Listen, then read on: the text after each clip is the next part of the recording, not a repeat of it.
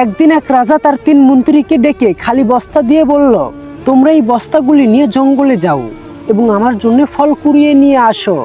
দেখি কে কত তাড়াতাড়ি বস্তা ভর্তি ফল নিয়ে রাজপ্রাসাদে ফিরে আসতে পারো। প্রথম মন্ত্রী চিন্তা করলো রাজার আদেশ, তাই ভালো ভালো ফল কুড়ানো উচিত।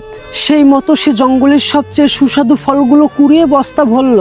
দ্বিতীয় মন্ত্রী চিন্তা করলো রাজা তো আর সব ফল দেখবে না, তাই সে এক গাদা পচা ফল নিচের দিকে রেখে উপরে অল্প কিছু ভালো ফল দিয়ে বস্তা ভরল।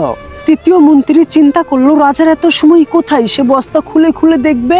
তিনি শুধু দেখবেন যে বস্তা পূরণ হয়েছে কিনা, তাই সে জঙ্গলের পুরনো পাতা, ঘাস, কাঠ এইসব দিয়ে বস্তা পূরণ করলো। তারপরে 3 মন্ত্রী একসঙ্গে রাজপ্রাসাদে ফিরে এলো।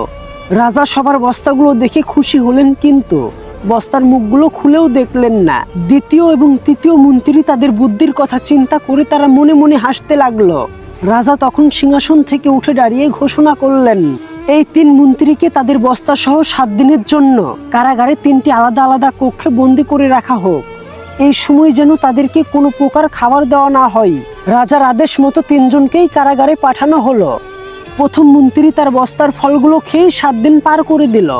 দ্বিতীয় মন্ত্রীর বস্তায় অল্প কিছু যেই ভালো ফল ছিল সেটা খেয়ে সে 2 দিন পার করে দিল, আর বাকি দিনগুলো সে বস্তার পচা ফল খেয়ে কাটিয়ে দেওয়ার চেষ্টা করলো। কিন্তু পেটের মধ্যে মারাত্মক রোগ ধরা পড়ল।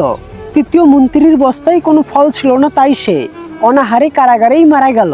শিক্ষা, আমাদের ভালো কাজের ফল ভালো রূপে আর খারাপ কাজের ফল খারাপ রূপে এক সময় আমাদের কাছেই ফিরে আসবে বা ফিরে আসে। তাই কোনো কাজ করার আগে বা কাউকে ঠকানোর আগে 1 বার না, 2 বার না, 3 বার ভাববেন যে আপনি কি ঠিক করছেন।